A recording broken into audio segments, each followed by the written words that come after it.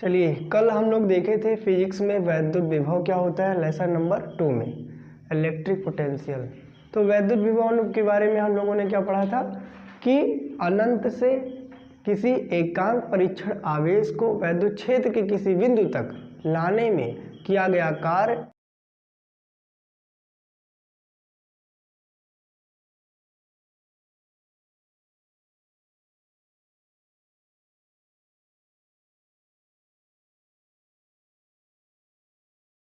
एकांक परीक्षण धन आवेश को लाने में किया गया कार्य तथा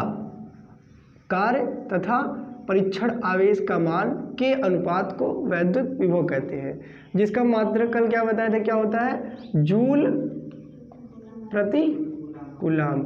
जूल प्रति कूलाम को और क्या बोल सकते हैं बताइए, वोल्ट। जूल प्रति कूलाम व वोल्ट, ये कल हम लोगों ने पढ़ा था। उसके बाद पढ़े हम लोग वैद्युत विभवांतर, यानी कि वैद्युत क्षेत्र के किसी एक बिंदु से दूसरे बिंदु तक किसी आवेश को ले जाने में किया गया कार्य तथा आवेश के मान के अनुपात को उन बिंदुओं के बीच वैद्युत विभवांतर कहते हैं। ठीक है, अब आज हम लोग क्या पढ़ेंगे, किसी बिंदु आवेश के कारण उत्पन्न वैद्युत विभव। ठीक है, तो यही हेडिंग रहेगी आज की।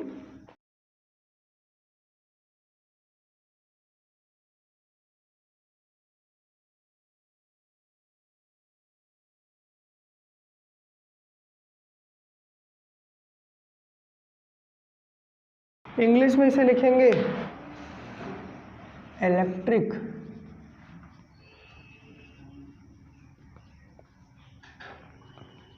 पोटेंशियल ड्यू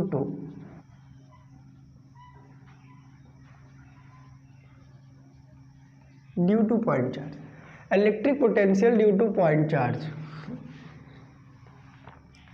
देखिए, यहाँ पर आपको एक थोड़ा सा फिगर समझना है। फिगर समझ गए तो थोड़ा सा आपको वैद्युत विभव के बारे में क्लियरिटी हो जाएगी आगे आने वाले डेरिवेशन में जो हम करने वाले हैं। आज थोड़ा सा डेरिवेशन मैथ से रिलेटेड है, तो यदि आपको समाकलन आता है तो अच्छी बात है, अगर समाकलन नहीं आता तो थोड़ा सा ध्यान देकर देखना है। ठीक है, ये देखिए, ये मान लेते हैं कि यहाँ पर एक अनंत है और अनंत से एक रेखा खींच लेते हैं और यहाँ पर एक बिंदु ले लेते हैं जिसको नाम दे देते हैं ए से। अब देखिए, यहाँ से ये जो यहाँ से यहाँ तक की दूरी को मान लेते हैं x है और यहाँ से ए तक की दूरी को मान लेते हैं r है। ए से आखिरी बिंदु पर एक B ले लेते हैं, A तथा B के बीच में एक बिंदु C ले लेते हैं। B और C के बीच में जो इनके बीच का डिफरेंस है उसे dx यानी डेल्टा x लिखते हैं। ठीक है, अब यहाँ पर एक धन परीक्षण आवेश ले लेते हैं, और इस बिंदु B पर धन परीक्षण आवेश Q0 ले लेते हैं। ठीक है, अब यहाँ पे इसके कारण वैद्युत विभव निकालेंगे। तो देखिए, यहाँ पर एक चीज़ हो रही है कि हम आपको बताया था कि यदि दोनों तरफ धन आवेश है या फिर दोनों तरफ ऋण आवेश है तो उनके बीच कौन सा बल कार्य करता है, प्रतिकर्षण बल करता है, यानी कि वह एक दूसरे से दूर भागते हैं। इसलिए इनकी जो वैद्युत बल की दिशा होगी वो किस साइड होगी, इस साइड। आवेश इधर की तरफ है और यह दूर भागेंगे तो किधर जाएंगे, उधर की तरफ जाएंगे, इधर की तरफ नहीं आएंगे, क्योंकि ये इधर की तरफ आएंगे तो ये इस आवेश के अंदर की तरफ हो जाएगा, जबकि हमें दोनों आवेश से दूर जाना है यदि प्रतिकर्षण हो रहा है। समझ में आ गया ना। अब इसी के बारे में थोड़ा सा लिखना है, जो हम यहाँ पर लिखवाए हैं कि यहाँ पर एक अनंत से r दूरी पर एक बिंदु A है तथा अनंत से x दूरी पर एक बिंदु B है। ठीक है, A तथा B के बीच में एक बिंदु C है, C से B की दूरी dx है। इन्हीं सब बातों को लिखना है, लिख लीजिए। यहाँ पर लिखेंगे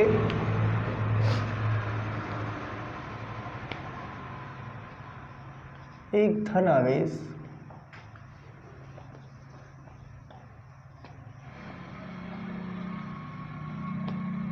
बिंदु A से r दूरी पर स्थित है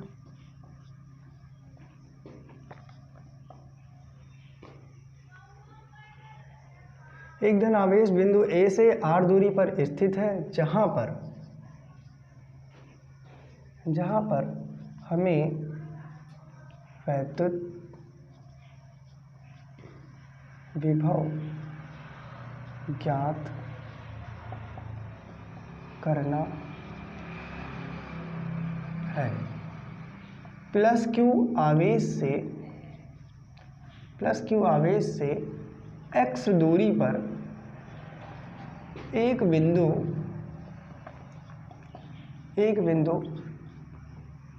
B है, जहां एक परीक्षण धन आवेश Q0 स्थित है। A तथा B के बीच एक बिंदु C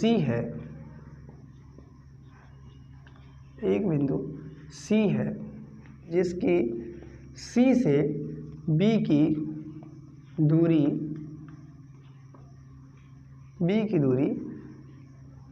डेल्टा x है। अब देखिए यहाँ पर एक चीज़ समझना है। कौन सा चीज़ समझना है कि यहाँ पर एक प्लस क्यू आवेश रखा है जो अनंत पर है। अनंत से हमें r दूरी पर यानी कि बिंदु A पर लाना है, तो कुछ कार्य करना पड़ेगा। सेम ऐसे इधर से भी यहाँ पर देख रहे हैं, यहाँ पर भी प्लस क्यू नॉट आवेश है और यहाँ पे प्लस क्यू आवेश है, तो दोनों प्लस है। समान आवेश जो होते हैं वो एक दूसरे से प्रतिकर्षण करते हैं, ठीक है। समान आवेश एक दूसरे से प्रतिकर्षण करते हैं। प्रतिकर्षण विद्युत क्या है? प्रतिकर्षण विद्युत बल है, ठीक है। प्रतिकर्षण बल एक विद्युत बल है, ठीक है। आकर्षण बल भी एक विद्युत बल है। तो यहाँ पर प्रतिकर्षण विद्युत बल लग रहा है, यानी कि यहाँ पर कूलाम का नियम लग रहा है। कूलाम का नियम क्या कहता है? दो आवेश यदि एक दूसरे से निश्चित दूरी पर रखे हुए हैं तो उनके बीच दो बल कार्य कर सकते हैं, या तो आकर्षण बल या तो प्रतिकर्षण बल। आकर्षण बल तब कार्य करते हैं जब वह दोनों आवेश परिमाण में तो समान हो परंतु विपरीत हो, यानी कि एक ऋण आवेश हो और एक धन आवेश हो, या फिर ऐसा हो कि दोनों अगर ऋण आवेश है तो प्रतिकर्षण बल होगा, यदि दोनों धन आवेश है तो प्रतिकर्षण बल होगा। तो यहाँ पर कंडीशन कुछ ऐसी ही बन रही है कि यहाँ पर दोनों धन आवेश है, तो यही लिखेंगे Q तथा Q0 के बीच प्रतिकर्षण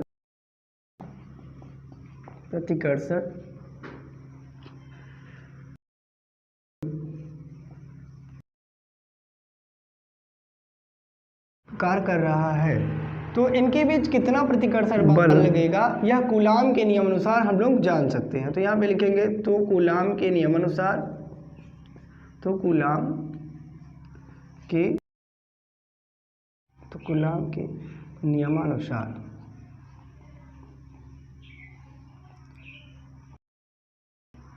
इतना नोट कर लीजिए, फिर आगे बताते हैं। चलिए, यदि इन दोनों के बीच में कूलाम के नियम अनुसार जो प्रतिकर्षण बल होगा वो F बराबर 1/4 पाई एप्सिलॉन K, ठीक है। एप्सिलॉन K है। अब यहाँ पर Q एक आवेश प्लस Q है और एक आवेश Q0 है, ये लिख देना है। और इन पूरे के बीच की दूरी कितनी है? x है। चूंकि कूलाम के नियम अनुसार बताए थे हम आपको कि दूरी r का स्क्वायर होता है, चूंकि हमने दूरी x ली है तो यहाँ पर हम क्या करेंगे? x का स्क्वायर कर देंगे, ठीक है। इसे मान लेंगे समीकरण नंबर 1। अब देखिए, इसे समीकरण नंबर 1 मान लें। अब क्या करना है? ये जो प्लस Q0 आवेश है जो बिंदु B पर रखा हुआ है, हम इसे बिंदु C तक लाएंगे, तो कुछ काम करना पड़ेगा, ठीक है। तो प्लस की परीक्षण आवेश प्लस Q0 को बिंदु B से C तक लाने में किया गया कार्य क्या होता है? कार्य बराबर होता है बल गुणे विस्थापन। यानी कि ऐसे मान लीजिए कि यहाँ पर एक डब्बा रखा है, जब तक हम उसमें बल नहीं लगाएंगे डब्बा हिलेगा, अपने स्थान से किसी और स्थान पे स्थापित हो जाएगा।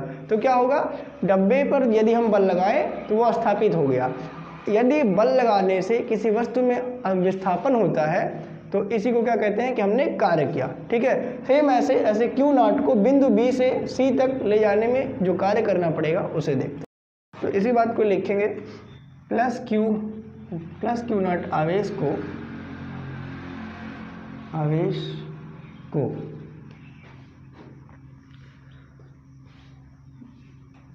बिंदु बी से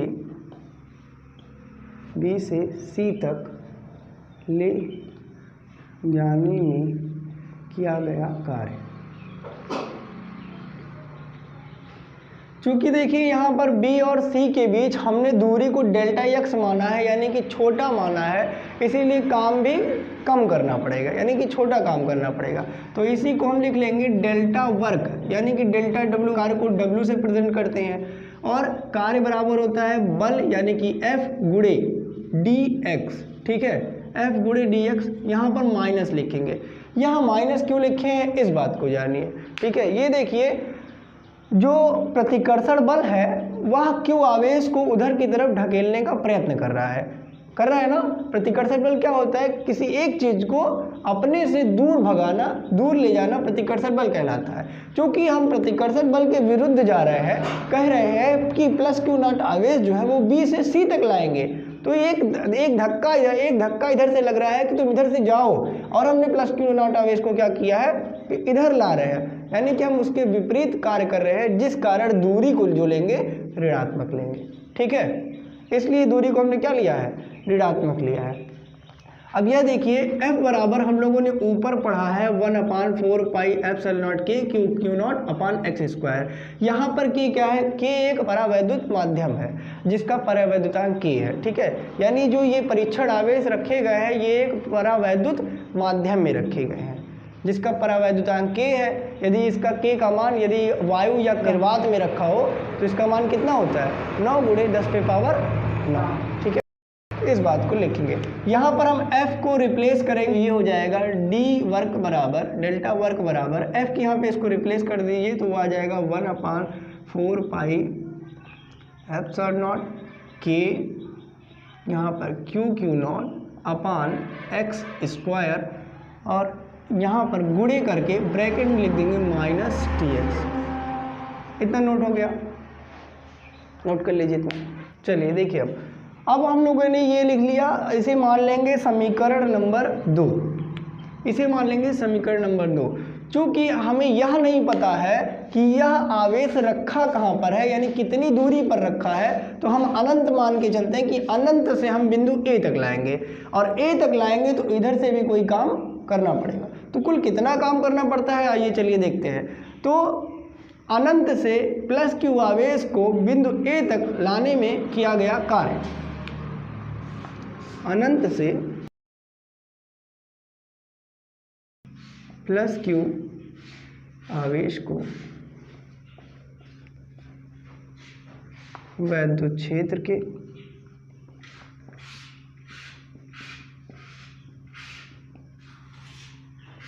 बिंदु A तक लाने में किया गया। देखिए यहाँ पर दूरी जब डेल्टा x थी तो इतना कार्य करना पड़ा, और यहाँ पर हम अनंत से ला रहे हैं तो वर्क भी ज़्यादा करना पड़ेगा। जब किसी छोटी चीज़ का गणना करना हो तो अवकलन करते हैं, और छोटी चीज़ से बड़ी चीज़ का गणना करना हो तो समाकलन करते हैं। यानी कि यहाँ पर समीकरण नंबर 2 का क्या करेंगे, हम समाकलन करेंगे। तो इसी बात को लिखेंगे, समीकरण 2 का समाकलन करने पर, चलिए समीकरण 2 उठा लेते हैं। यहाँ पर है d omega is equal to 1/4 pi epsilon not के।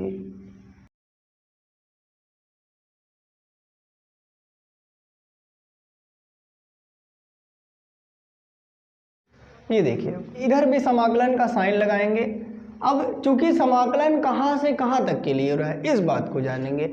हमें अनंत से लाना है r दूरी तक, यानी पहले अनंत से उस रेखा पर ले आना है और फिर r दूरी तय करनी है। तो अनंत से r दूरी तय कर रहे हैं, यानी कि हम क्या करेंगे, अनंत से r दूरी तक का लिमिट लगा देंगे। समाकलन में एक एक्सरसाइज है लिमिट के आधार पे, तो ये लिमिट लगी है कि अनंत से लाना है और r दूरी और तक ले जाना है, यानी पहले अनंत से ले आना है और उसके बाद फिर r दूरी तक ले जाना है। तो अनंत से की गई गणना और फिर r दूरी तक की गई गणना को हम समाकलित करेंगे और आंसर लाएंगे। यहाँ पर देखिए समाकलन है और यहाँ पर अवकलन है। ये d का मतलब अवकलन समझिए आप, ठीक है, यानी कि यहाँ पर समाकलन अवकलन, यदि समाकलन और अवकलन एक साथ दोनों आते हैं तो इन्हें दोनों को कैंसिल हो जाते हैं, केवल बचता है वर्ग। ठीक, अब यहाँ पर वो सभी चीज़ें बाहर हो जाती हैं जिनका मान बदलने वाला नहीं है। जैसे कि यह परावैद्युत माध्यम है तो माध्यम अपने आप जादू से बदलेगा नहीं और आवेश जादू से बदलेगा नहीं, क्योंकि वो पहले से हमने मान लिया है। यहाँ पर केवल क्या बदल सकता है, आवेश के, इन दोनों आवेश के बीच की दूरी। ठीक है, तो हम जो चीज़ नहीं बदल सकते हैं उनको हम समाकलन के इस चिन्ह से बाहर लिख लेंगे, q बटा Q not upon 4 pi epsilon not k. ये देखिए यहाँ पर माइनस डी एक्स बटा एक स्क्वायर बच रहा है, तो इस माइनस को यहाँ पे लिखेंगे। अब यहाँ पर क्या करेंगे हम लोग, डी एक्स लिखेंगे और बटा 1 अपान एक्स स्क्वायर। ये यहाँ पे जो माइनस था हमने यहाँ पर बाहर ले लिया है, ठीक है, और यहाँ पर एक्स स्क्वायर लिख देंगे। अब क्या कर रहा है समाकलन, देखिए समाकलन में एक सूत्र होता है, यदि x के फॉर्म में हो xn, यानी कि इंटीग्रेशन ऑफ xn, फार्मूला होता है इसका। यदि किसी चर का हम xn यानी फार्मूला लगा रहे हैं तो इसका समाकलन क्या होता है, x लिखिए ऊपर n पे +1 और नीचे n+1। यहाँ पर n क्या है, घात है, यानी कि पावर है, जैसे कि x पे पावर 2, x पे पावर 3, x पे पावर 4, x पे पावर, ठीक है, ऐसे ही। अब इन चीज़ को डाउन करेंगे, यहाँ पर नोट डाउन करेंगे, minus q upon Q not नीचे 4 पाई एप्सिलॉन नॉट के। आपको एक बात पता होगी कि यदि x स्क्वायर नीचे है तो ऊपर ले जाते हैं तो यहाँ के पावर जो है अपोजिट हो जाते हैं, यानी अगर माइनस है तो प्लस हो जाएगा और प्लस है तो माइनस हो जाएगा। तो ये एक्स स्क्वायर यदि हम ऊपर ले गए तो यहाँ पे एक्स स्क्वायर एक्स माइनस 2 हो गया और यहाँ पे डी एक्स। क्योंकि आप देखिए एक्स पे पावर n फार्मूला लगाने लायक हो गया है। यहाँ पर क्या करेंगे हम, minus Q upon Q not. एक थोड़ी सी गलती हो गई, यहाँ पर आप क्या करिए, यहाँ पर ये लिमिट जो है अनंत से r दूरी तक की उसको लेते चलिएगा, अनंत से r। अब x पे पावर -1 का, इसको यहाँ पर देख लीजिए, समझ लीजिए, हम वहाँ पर डायरेक्ट लिख देते हैं। ये यहाँ पर यही फार्मूला लगाना है, क्योंकि n हमारा जो है वो -2 है, तो यहाँ x पे पावर -2 + 1 और नीचे भी -2 + 1। अब +2 -1 प्लस माइनस माइनस होता है, x पे पावर 2 में से 1 गया, 1 बचेगा। ठीक, कितना बचेगा, -1, क्योंकि 2 बड़ा है अपना, और यहाँ पर भी ऐसा ही कुछ होगा, -1 बचेगा। क्लियर इतनी बात। अब x पे पावर -1 है, नीचे आएगा तो केवल 1 अपान x हो जाएगा, क्योंकि पावर 1 तो लिखी नहीं जाती है, और -1 जो है अपोजिट साइड जा रहा है, अपोजिट हो जाएगा, यानी कि प्लस हो जाएगा। तो इसी बात को यहाँ पे डायरेक्ट लिखते हैं कि 1 अपान में -x। क्लियर है इतनी बात। ये यहाँ पर माइनस था, हमने ले लिया, ये माइनर वाला पावर जब ऊपर या नीचे आता है तो अपोजिट हो जाता है, ठीक है, इसको हमने नीचे कर लिया, डायरेक्ट यहाँ पे लिखा -x आ गया, और यहाँ पे 4 पाई एप्सिलॉन नॉट के लिख दीजिए। अब क्या करना है, अब यहाँ पर लिमिट का उपयोग करना है, यानी एक बार हमें इस x का मान अनंत रखेंगे और एक बार इस x का मान r दूरी रखेंगे, यानी निश्चित दूरी, और एक बार अनंत जिसकी निश्चित दूरी ना हो। ठीक है, इस चीज़ को रखेंगे। चलिए इसी चीज़ को वहाँ उतार लेते हैं, फिर समझते हैं। W बराबर -q not upon 4 pi epsilon not के। समाकलन का साइन हटाएंगे और यहाँ पे लिमिट दिखाएंगे कि कहाँ से कहाँ तक लगानी है। यहाँ पर W लिखेंगे, Q अपान क्यू नॉट लिखेंगे। तो यहाँ पर भी ऐसे किया जा सकता था, यानी कि यहाँ पर ये वाली चीज़ ना लिखकर डायरेक्ट ये लिखा जा सकता था, 4 पाई एप्सिलॉन नॉट के। 1/x, इस x की जगह पे आपको एक बार अनंत लिखना है और एक बार r लिखना है, लेकिन उसका लिखने का तरीका होता है। समाकलन कहता है कि पहले आप अपर यानी कि जो ऊपर लिखा है पहले उसे लिखिए, माइनस लगाइए और फिर जो नीचे वाली लिमिट है उसे लिखिए। यानी x की जगह पे हमें ब्रैकेट ले लेते हैं 1/, इस x की यहाँ पे पहले अपर यानी कि r वाले को लिखना है, माइनस और माइनस करना है, उसके बाद लोअर यानी कि नीचे वाली लिमिट को 1/, अनंत लिख देना है। ठीक है, w बराबर, क्योंकि हम जानते हैं कि 1/, अनंत क्या होता है, यदि एक को अनंत से भाग दिया जाए या फिर अनंत से एक में भाग दिया जाए तो क्या होता है, इसका मान सदैव 0 रहता है। ठीक है, तो यहाँ पर इस पूरे की जगह पे क्या आ जाएगा, 0। जीरो की कोई इज्जत नहीं होती है, यानी कि जहाँ पर कोई काम ना हो उसका तो उसका नहीं लेते हैं, तो 0 की यहाँ पे कोई इज्जत नहीं होगी, डायरेक्ट क्या बचेगा 1/r। देखिए अब इसी को हम सरल भाषा में लिख रहे हैं, क्यू को इधर भेज दे रहे हैं और यहाँ पे देखिए 1/4πε0k,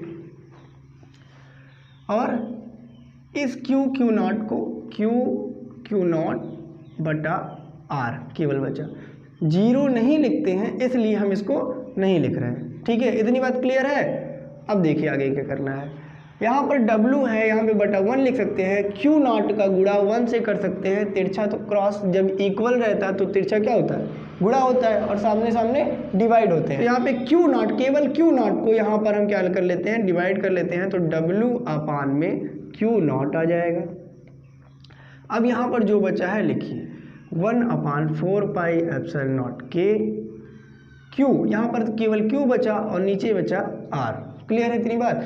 अब क्या करना है, ये देखिए हमने कुछ इसके बारे में अभी कुछ देर पहले इंट्रोडक्शन में बताया कि ये क्या होता है, एकांक परीक्षण धन आवेश को वैद्युत क्षेत्र के किसी बिंदु तक लाने में किया गया कार्य तथा परीक्षण आवेश के मान के अनुपात को ही वैद्युत विभव कहते हैं।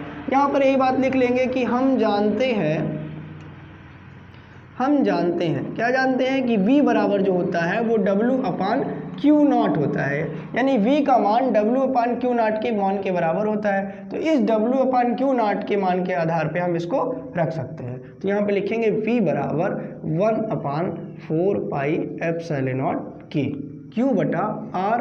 बस ये अपना बन गया फार्मूला। किसका फार्मूला, किसी बिंदु आवेश के कारण वैद्युत विभव। ठीक है, इसे इरेज कर देते हैं। यहाँ पर जो आपको K दिखाई दे रहा है वो क्या है, यहाँ पर जो K है वो एक परावैद्युतांक है, तो इसी बात को यहाँ पे लिखेंगे। यहाँ आवेश ऐसे लिख लें, यहाँ जो आवेश रखे गए हैं वो एक परावैद्युत माध्यम में